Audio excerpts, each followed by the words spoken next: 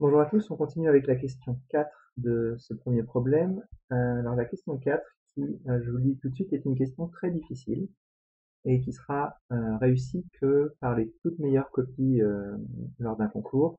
Et donc c'est très difficile de marquer des points dessus. Par contre, c'est très facile de marquer des points négatifs dessus. Si vous sautez la question, vous marquerez 0. Et si vous la faites euh, en tentant de bluffer, euh, vous marquerez vraiment des points en négatif, vous perdrez de la crédibilité, vous perdrez des points par la suite, etc. Et pourtant, j'ai très souvent rencontré des arguments qui ne fonctionnent pas. Donc le jeu, c'est de montrer que si transposé de m fois m égale identité, dans ce cas-là, m est orthogonal. Et je vous rappelle que la définition de l'orthogonalité, c'est que transposé de m fois m et m fois transposé de m égale identité. Donc en gros, on est en train de dire que si transposé de m fois m égale identité, le produit marche aussi dans l'autre sens et fait aussi l'identité.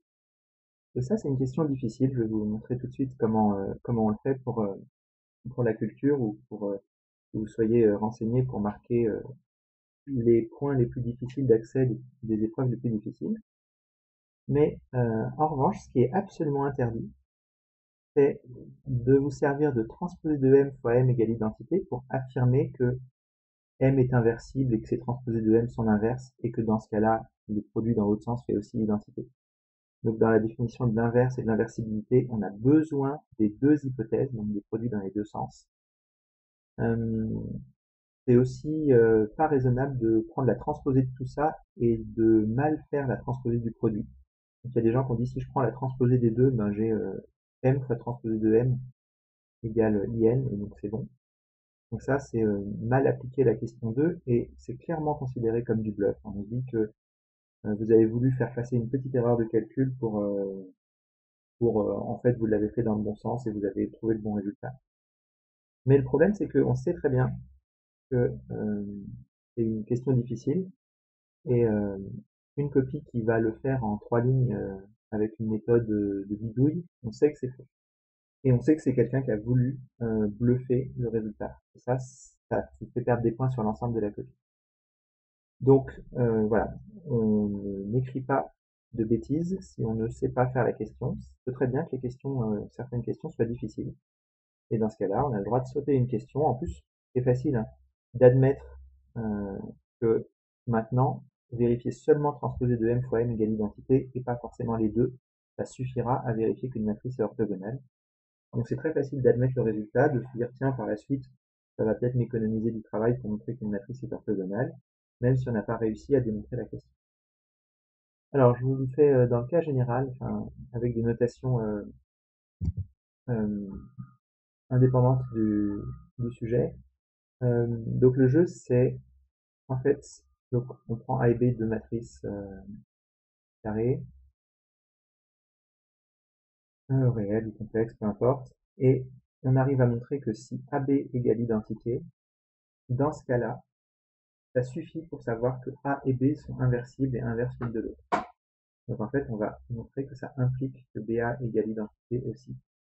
Et ce résultat-là est un résultat difficile qui n'est pas à votre programme. Donc quand vous devez vérifier l'inversibilité d'une matrice, il faut bien faire les produits dans les deux sens.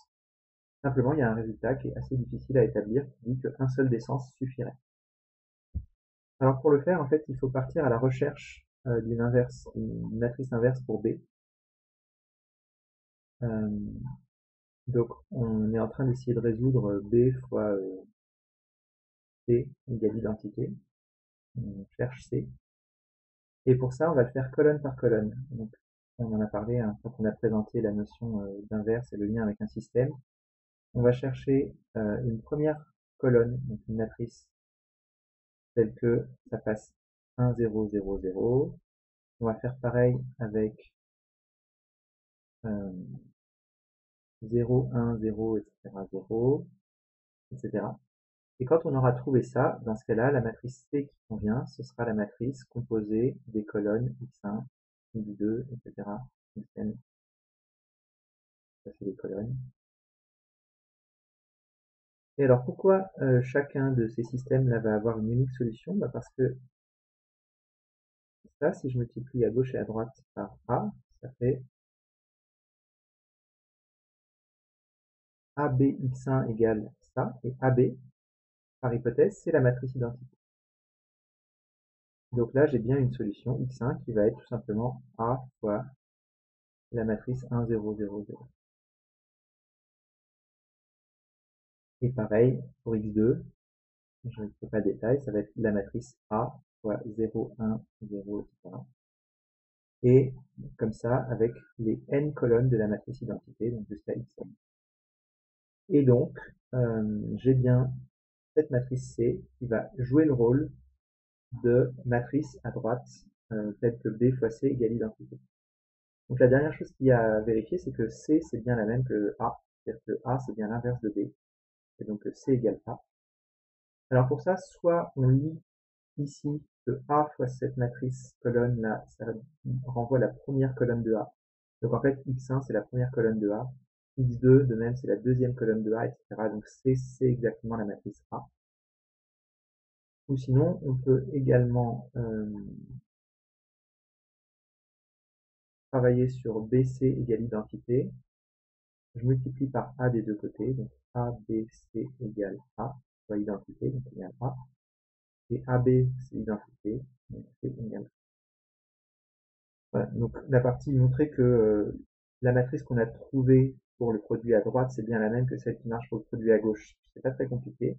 Par contre, construire cette matrice C, ça nécessite de voir le problème BC égale identité comme n systèmes à résoudre. Et ça, c'est assez compliqué. Voilà, ça fait que ce résultat-là est donc hors programme, et donc vous n'avez pas le droit de l'utiliser, sauf si une épreuve difficile vous demande de le redémontrer. Dans ce cas-là, ça peut être bon de l'avoir. En tout cas, mon conseil pour la question 4, c'est de sauter la question 4 sans rien faire, sans dire de bêtises, parce que si vous dites une bêtise dessus, vous perdez des points, et pas seulement les points de la question 4. Donc vous perdez de la crédibilité sur l'ensemble de votre.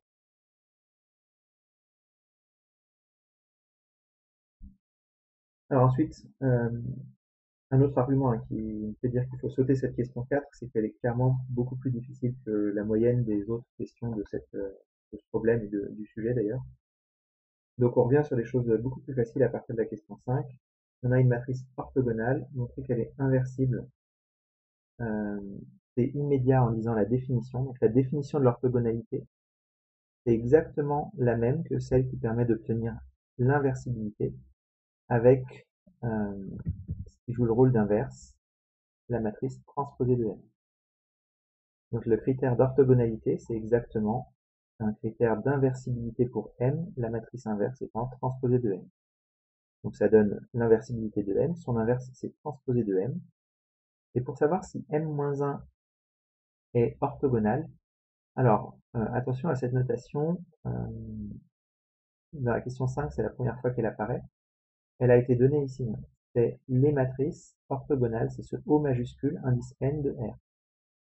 Bien sûr, à ne pas confondre avec le 0 indice N, qui est donné ici, la matrice colonne. Il y a eu plusieurs copies qui ont fait des confusions.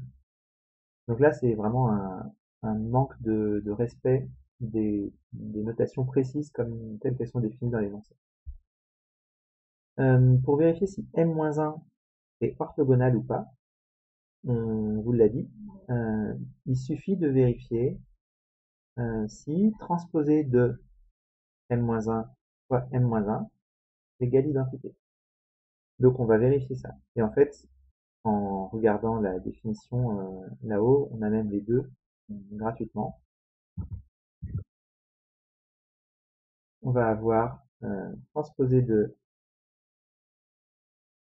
M-1 qui est transposé de M fois transposé de M.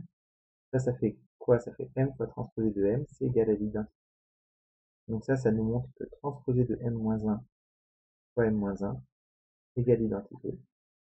Il suffit pour savoir que M-1 est orthogonal, d'après la question 4. Ou si vous voulez, il suffit de prendre l'autre produit dans l'autre sens pour avoir l'autre produit dans l'autre sens dans la définition de l'orthogonalité. Donc voilà, une question 5 beaucoup plus facile que cette question 4. Et donc il fallait bien sûr se jeter dessus en appliquant soigneusement la définition.